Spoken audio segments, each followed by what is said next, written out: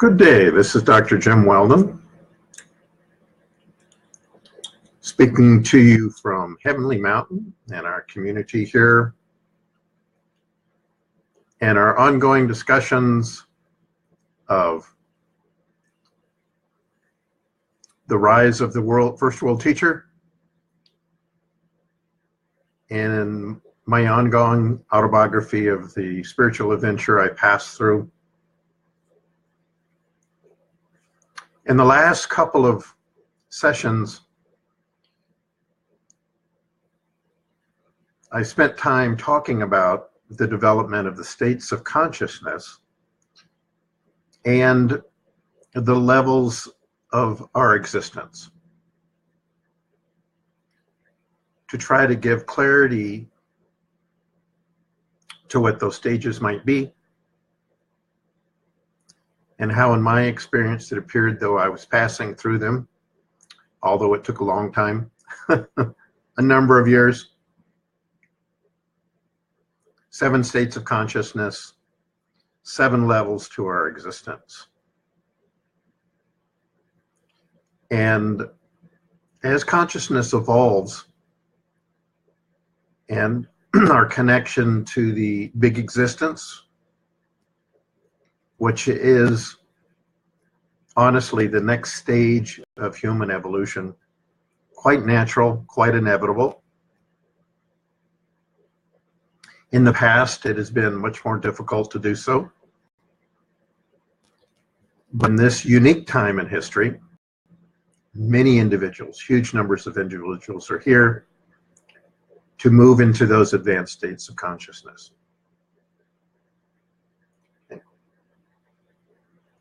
And the opening of those states of consciousness takes its time. It's not like it happens all at once. It happens in stages. The feeling of the connection to the inner being and the qualities of the inner being absolute, being very happy, bliss, and consciousness that's connected to everything, comes and goes. More clarity, less clarity, more clarity, less clarity. But then at a certain point, it becomes stabilized enough that that is a dominant experience, and the lesser experience of that advanced state of consciousness fades. So waking, dreaming, and sleeping, we all know. We do this, we've been doing this. And the mystery of deep sleep, what that is a returning to and uniting with the infinity, the divinity within us all. Yet, that is an unconscious state for most of us. There is an intelligence, a creativity, a life that is maintaining our life and maintaining the world about us. And the experience of that as one's own self begins to become stabilized when the deep unconscious state of deep sleep gradually becomes awake. So instead of the mind turning off during that unconscious state and having no awareness, awareness is maintained 24 hours a day. It's a very subtle thing at first. Because even at that stage, we're talking about a cosmic awareness, cosmic consciousness. The full depth of the qualities of the inner being are not fully manifested. But over time, and through the practices, and through, in my experience, the connection and being in the presence of an enlightened being, it is helpful. It's very helpful, because this can be a very subtle process. And that subtle process can take years, can take decades. And in that time, there are many places we can get lost. We're so wrapped up in the things in the world, the experiences, that the inner universe is often left aside, not considered, even if it's known that it exists. The time and energy required to develop that requires patience. So that cosmic state of awareness, all-time consciousness, once it becomes a more dominant experience, and even those that haven't had the fully establishment of that, they can go on and experience more advanced states of consciousness, what we call God consciousness, and a unity even prior.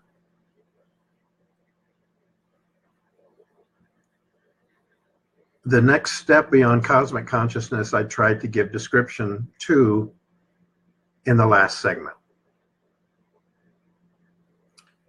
And I discovered at this time, I'm still in Boulder, and I have a new job, a new position. I'm going around doing service to seniors all throughout the area.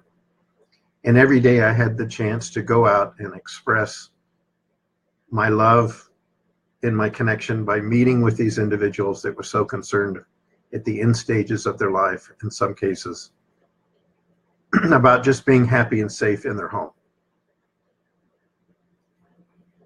And every day I would meet with, 4, 5, 6, often, not always that many, but 2 or 3, 4 individuals, spend some time with them. It was really wonderful. It was a very easy livelihood. And in my inner life, experiencing all of the people and the things about me as divine was definitely happening. And it's kind of like falling into them. You can fall into that bigness, that wholeness.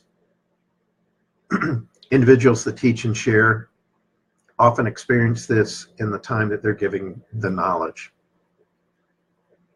Okay? And I tried to explain that there is a subtle universe out there, different levels of life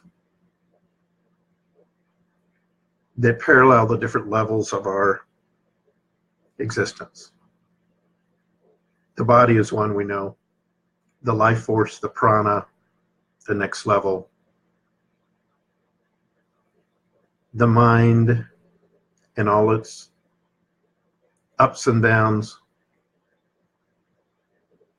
The next, deeper, the memories. The deeper within, the intellect, which is saying, yes, no, I agree, I don't agree. This is correct, this is not correct. Ego, which is not an obstacle, but a sense, a bubble that holds us as an individuality. Ego. And then beyond that, the cosmic self, the individual self, divine self, and the cosmic reality beyond that. And so I was beginning to understand these phases, not from an intellectual point of view, but very deeply from my inner experience. And at some point, as that inner appreciation of the grace and the beauty and everything around me and the people around me reached a culmination. And I mentioned that there is a spiritual hierarchy, though we know or don't know.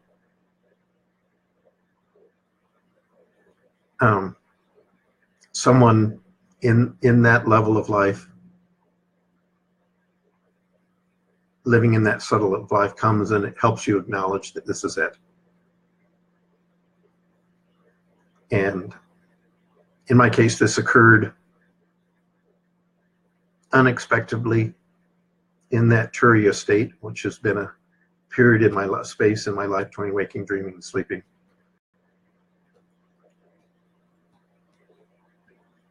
A relationship is established, and it's one's own unique manifestation of the divine, if you will, comes and says, okay, gives one a acknowledgement, because God is not only an impersonal, the divine realities, the bigger divine realities, also have a personal aspect. And so I took up a new practice at that time. That experience happened. It was given actually a new meditation vehicle.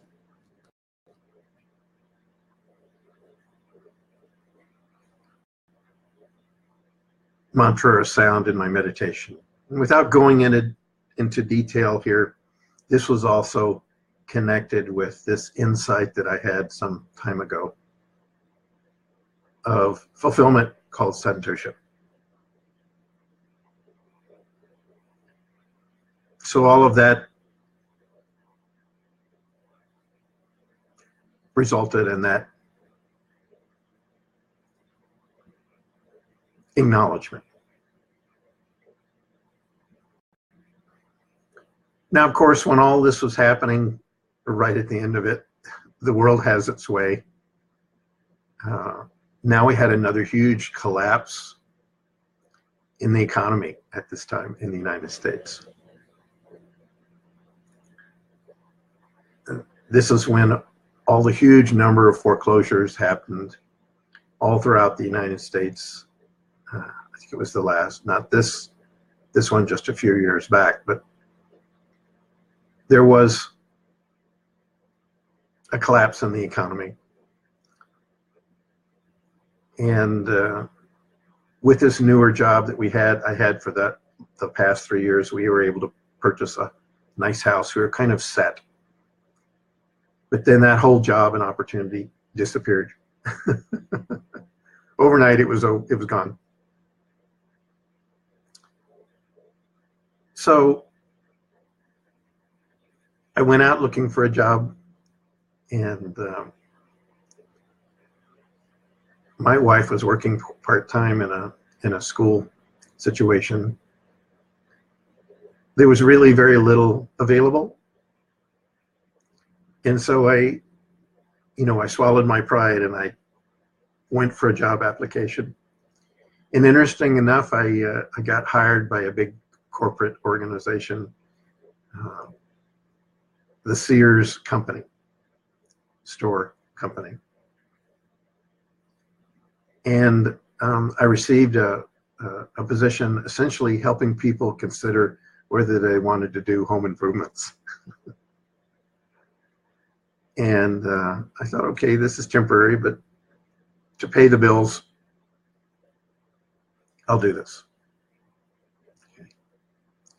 So every day I would meet and greet and talk to literally hundreds and hundreds of individuals. And so not only was I given the chance to meet with these seniors in this last position, now all day long, I had a chance actually to secretly bless and love and inspire these people that were coming through the door in this really very, very large store. It was like a giant Walmart.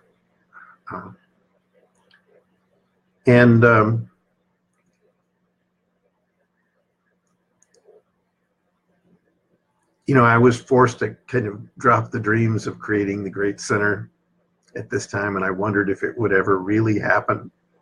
How can it be? How can this happen? It didn't seem to be moving forward. It hadn't been moving forward for some time.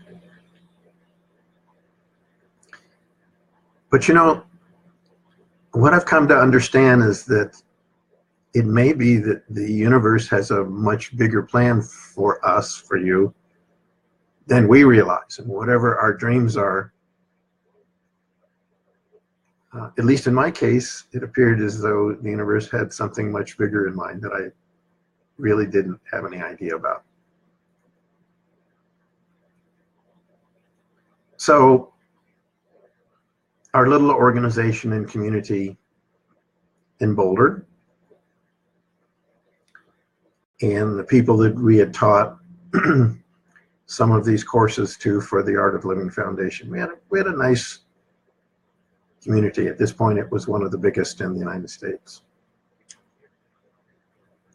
And it was going along. We really weren't running it, but there were other teachers that were operating that.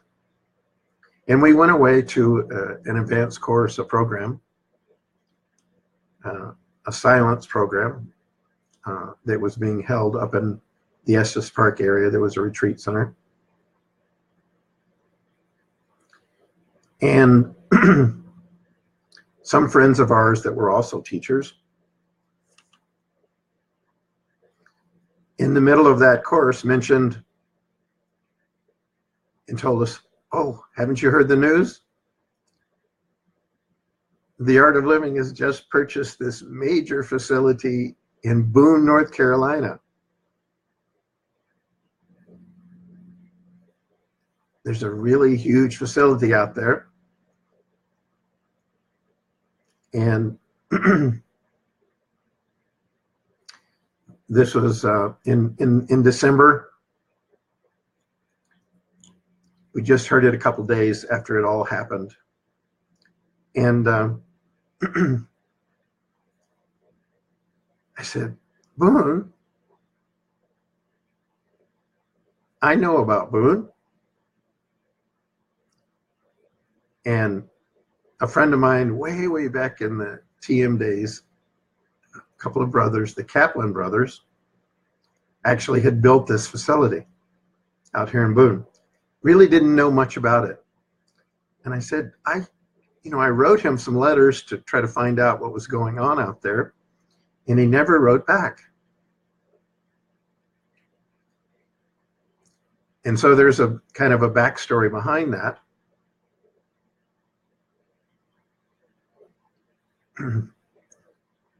In the mid-90s, the Kaplan brothers were the developers and the inventors of the SAT, the Scholastic Aptitude Test, the college boards. And they had the first kind of early online Kaplan University, kind of an educational institution that they developed. And it turned out that this is when the internet was first just beginning to expand some. And a large corporation, publication corporation, that owned, among other things, Reader's Digest, decided they wanted to own this SAT company. And so the Kaplan brothers were bought out, cashed out, and in a short period of time found themselves with literally perhaps hundreds of millions of dollars, a lot. And Maharishi was still alive then, convinced them to consider putting this investment into creating this huge community and facility that I'm living in right now. My house is one of these right now, but I didn't know anything about this. And so with this inspiration, they came out, they were looking all around the United States for a place. And Maharishi Mahesh Yogi was actually flying over in an airplane over this region in the mountains where my home is now, and looked down and said, "That's it. This is the place." And so the Kaplan brothers proceeded to move to this area, buy a very large house down the road, and over a period of number of years, did a huge construction project.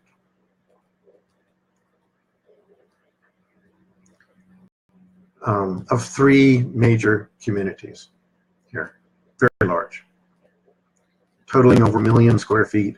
They originally bought, I think, 5,000 acres, huge swath of land, and built one community on the east side for women, one community larger on the west side for men, and then in the middle for families, another community. They all had meeting halls, dining halls, huge facilities, and were connected by a common road. And it was called Heavenly Mountain.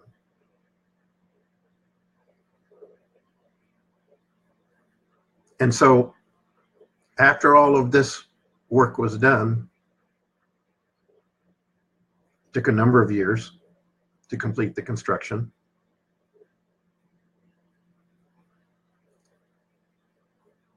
Marcy never came, but a few hundred individuals came from that organization, and many of these are friends of mine.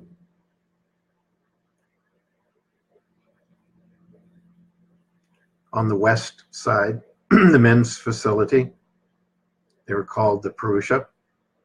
Group of ladies on the other side were called Mother Divine, and then a number of families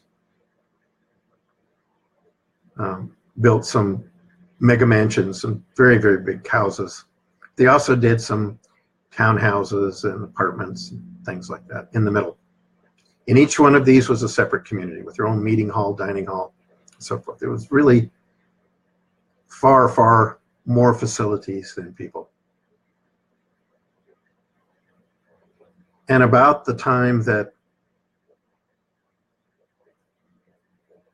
true declines in the economy in the United States, after it was done, I don't really know the details of the story. Essentially, there was a falling out. And the men that were on this side left. And North Carolina, the entire economy went down. A lot of the manufacturing dissolved. And so poor Mr. Kaplan ended up with this giant facility basically empty. It's hard to imagine how big it is.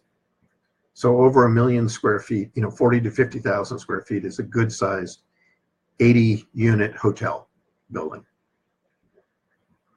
So maybe a dozen of those, much long, even more.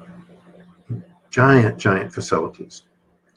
And Marcy Mashiobi never even came to the property.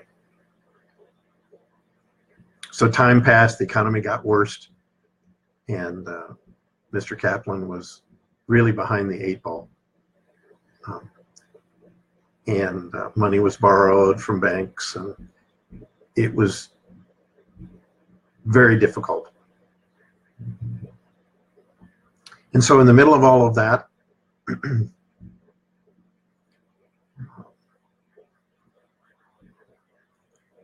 and many of the buildings were abandoned in the winter and frozen out and damaged and vandalized, and it was a mess. The Art of Living had come and acquired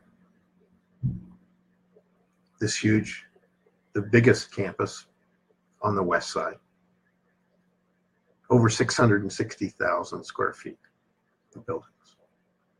Lecture hall, meeting hall, dining hall, land. Amazing. And I'm sitting there at this advanced course, and I'm going, how can this be? And I had actually been involved in some of the early design plans back in 1976. Marcy had actually told me to use my Synculpa, use my intuitive capabilities to envision this. And I had been envisioning it for the long time, many years. And all of a sudden, here it was. I was absolutely flabbergasted. Right after that advanced course, within 3 days, I was here in Boone. And it was just before winter. And I wanted to see it. I grabbed a plane and I flew out. And it turns out there were a number of the big buildings, but there were a number of quite good sized houses that were also going to be sold in early January. Absolutely the worst time of the year. And so I walked around this capital. Just imagine you had a dream. This is why this chapter is Dreams Do Come True. And for the longest time, you struggled with that. Remember long ago, Sri told me, as I tried to have him tell me exactly where it was going to be, we cornered him with a map.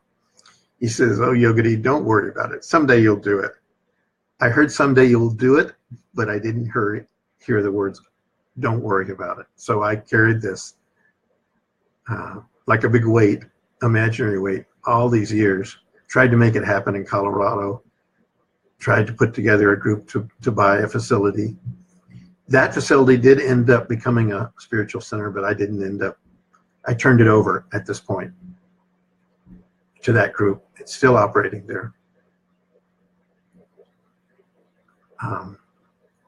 With some friends that I knew in Boulder. So as I walked around this campus, I started hearing the story of how this property was bought. Absolutely amazing. How this all happened.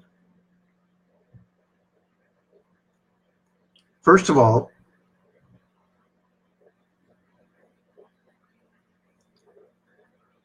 when Marshy envisioned this property, it was built, but he never came here.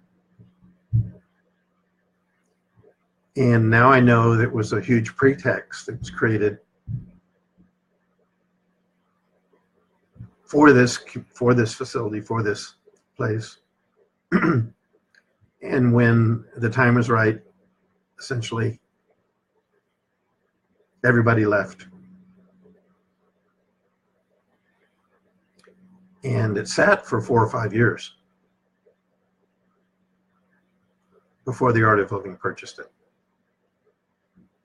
Well, it turned out that Sri Ravi Shankar had been planning really all along. Every time that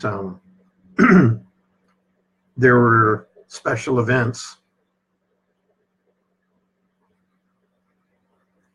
special holiday events, one of them is called the Guru Purnima event, people were given the opportunity to make a donation. One word for that is called a dakshina, the grateful gift. And since the first time, many years ago, that he came to the United States, I didn't know, of course I wasn't operating the financing, that all of these funds were put aside in a bank account. They've been growing all these years. And it turns out they had $10 million in a bank account. Now the property here was many, many times that in terms of its construction cost. A 100-room hotel can easily cost $10 or $12 million. And there were maybe 15 or 20 of them just on this campus, just on this side. But because of the economic situation, there was a fire sale going on. And, you know, how that we ended up owning the property, the whole story of how this property was purchased for really nothing.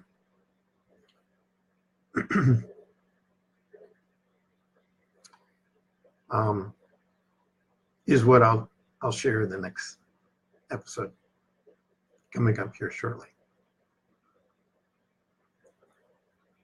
But as he was walking around, Sri visited the property before they bought it.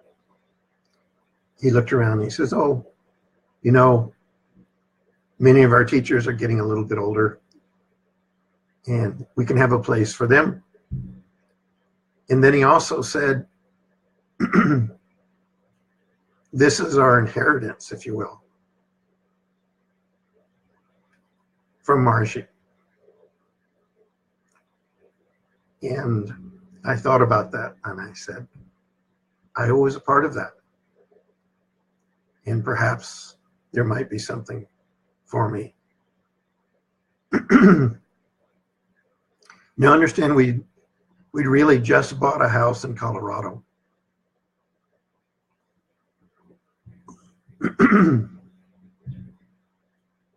And we were kind of in our dream home there.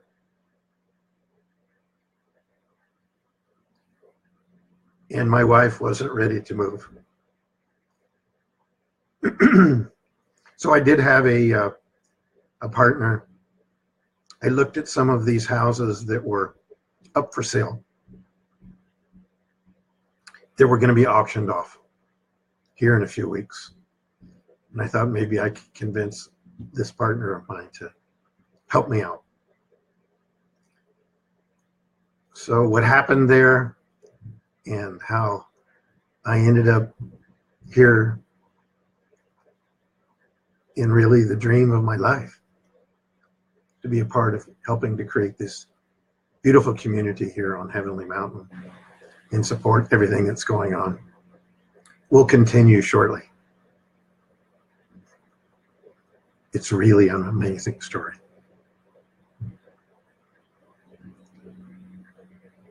So we all have dreams in our life. In the divine life that is part of us,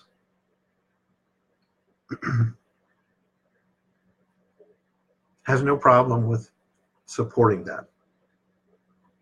But of course, you need to understand that we're in a school here. We're becoming educated to become cosmic beings. This is the next step in our evolution. And we need to go through certain lessons to learn how to let go and depend upon that inner space as it grows in our life. So this is my personal story of what I passed through on the way to living that. And I invite you to join me again shortly. I'll go ahead and do another segment today on that. It's a wonder. It's amazing how things happen. I'll be back and talk again shortly. Bye-bye.